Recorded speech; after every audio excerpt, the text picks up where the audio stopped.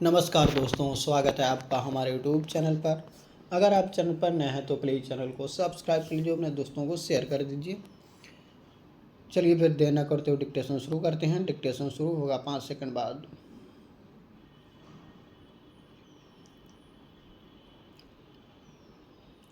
Start. महोदय, साक्षरता मानव चेतना को विकसित करती है। मानव में उचित अनुचित के बीच अंतर करने का विवेक उत्पन्न होता है। साक्षरता के द्वारा ही मनुष्य अपने वर्तमान, अतीत और भविष्य से जुड़े प्रश्नों और समस्याओं को विश्लेषित करने में सक्षम होता है। उसके अंदर सामाजिक अंतर्विरोधों से टकराने और स्थिति को अपने अनुरूप ढालने की ऊर्जा उत्पन्न होती है। वस्तुतः साक्षरता सक्षमता की ओर ऐसा कदम है जो मनुष्य को अपने परिवेश का सक्रिय भोक्ता बनाने के साथ ही साथ उसका विश्लेषक भी बनाती है। अपनी स्थिति के प्रति एक बेहतर समझ का विकास करती है। यह निहित स्वार्थों द्वारा निर्मित छद्म घटाटोप के अंधकार को भेदने में समर्थ होता है। वस्तुतः साक्षरता मनुष्य के सर्वांगीण विकास की दृष्टि से सर्वाधिक महत्वपूर्ण है। कानूनी साक्षरता सामान्य साक्षरता की तुलना में अधिक महत्वपूर्ण स्थान रखती है, क्योंकि इसके द्वारा मनुष्य अन्याय और शोषण के खिलाफ संघर्ष करने का साहस जुटा पाता है। इतना ही नहीं, कानूनी साक्षरता से व्यक्ति कानून की उन बुनियादी बातों को भी समझ लेता है जो उसको सुरक्षा और संरक्षण प्रदान करती हैं। कानून की सामान्य जानकारी रखने वाला व्यक्ति किसी भी षड्यंत्र के विरुद्ध सक्रिय दिखाई देता है जो अनजाने में उसके हितों का दमन कर रहा था या कर रहा है। ऐसा नहीं है कि कानूनी साक्षरता समाज के किसी एक वर्ग, समुदाय, जाति या धर्म के लोगों के लिए आवश्यक है, वरन यह समाज के उन लोगों के लिए अनिवार्य है जो बेहतर नागरिक का जीवन व्यतीत करना चाहते हैं। इतना ही नहीं, इसके द्वारा वह भी उनका शोषण नहीं कर सकते जो स्वयं को कानून का रक्षक घोषित करते हैं। वस्तुतः कानूनी साक्षरता बेहतर नागरिक का जीवन यापन करने की एक अनिवार्य शर्त है।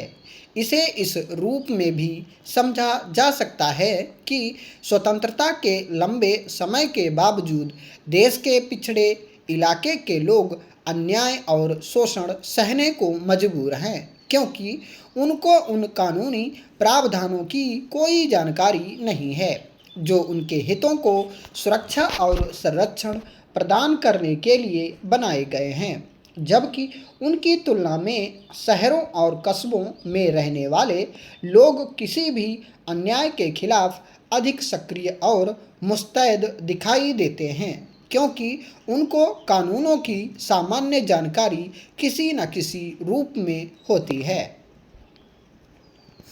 महोदय, कानूनी साक्षरता के माध्यम से सामाजिक समानता और समरसता के लक्ष्यों को प्राप्त करने में सुविधा होती है।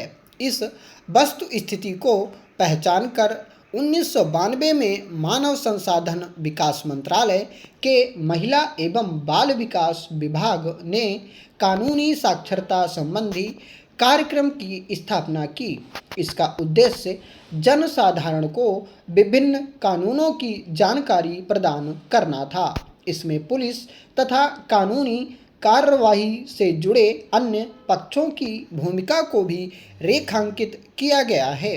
इसके अंतर्गत कानूनी साक्षरता शिविर आयोजित किए जाते हैं। इन शिविरों में समाज के सभी वर्गों के सदस्य, स्त्री और पुरुष आमंत्रित किए जाते हैं। इनमें समाज के उन लोगों पर विशेष ध्यान केंद्रित किया जाता है जो किसी न किसी रूप में अपने अपने वर्गों, समुदायों के प्रधान या मुखिया हैं। क्योंकि यदि ये लोग सजग, सचेत और जागरूक हो जाते हैं तो उनकी जागरूकता का प्रतिबिंब उनके संबंधित वर्गों पर अवश्य पड़ेगा। इन कानूनी साक्षरता शिविरों में भाग लेने आए शिविरार्थियों को ऐसे कानूनों की बुनियादी जानकारी दी जाती है जिनका रोजाना की जिंदगी में लगातार हस्तक्षेप रहता है। जनसाधारण को कानूनों की जानकारी देने के लिए बहुविध प्रणाली का कारगर उपयोग किया जाता है। शिविर में कानूनों के क्रियान्वयन की प्रक्रिया से संबंधी सभी पक्षों को आमंत्रित किया जाता है ताकि वे शिविरार्थियों के समक्ष कानूनों के विभिन्न पक्ष रख सकें। इन शिविरों में स्थानीय एवं सक्रिय सामाजिक कार्यकर्ताओं को भी बुलाया जाता है।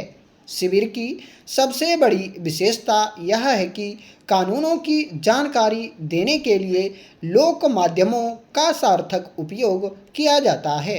इसमें लोकगीत, लोक नृत्य, स्वांग, तमाशा, नौटंकी, रास इत्यादि स्थानीय लोक माध्यमों का इस ढंग से उपयोग किया जाता है कि आम आदमी की समझ में यह बात आ जाए कि कानून किस प्रकार उसके कवच का काम करता है।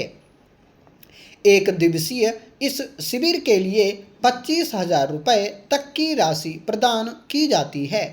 कानूनी साक्षरता शिविरों के लिए निर्धारित उद्देश्य इस प्रकार हैं: समानता की गारंटी देने वाले विभिन्न कानूनों तथा अन्याय और शोषण से महिलाओं को संरक्षण प्रदान करने एवं अन्याय की स्थिति में न्यायपालिका के उपयोग संबंधी जानकारी देना। कानूनी सहायता पुलिस स्टेशनों में महिला कोष्ठ, परिवार परामर्श केंद्र आदि, सरकारी एवं गैर सरकारी समर्थक सेवाओं और कार्यक्रमों के संबंध में सूचना देना ताकि उन्हें कानूनी अधिकार मिल सके। महोदय, अब रहस्य से आवरण उठ रहा है। पूरी सरकार या सरकार के एक हिस्से में अब और अधिक खुलापन आ गया है। आपके गांव में प्रधानमंत्री, मुख्यमंत्री या अन्य मंत्रीगण और विशेषकर विकास के लिए अब कई अधिकारी आए। हर प्रकार से सरकार में अब खुलापन बढ़ा है। एक आम व्यक्ति को अपना काम करवाने के लिए क्या करना पड़ता है?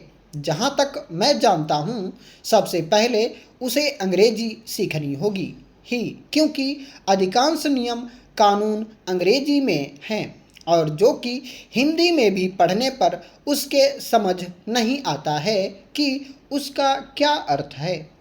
नियमों का यह अभी दौर समाप्त नहीं हुआ है, इसको बदलने की ज़रूरत है।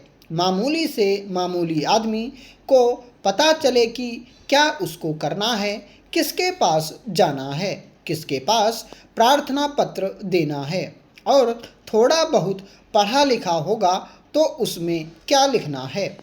ऐसा नहीं हो कि वे कुछ लिख कर ले जाएं और वहाँ कहें अधिकारी कि यह तो नियम में नहीं बैठता।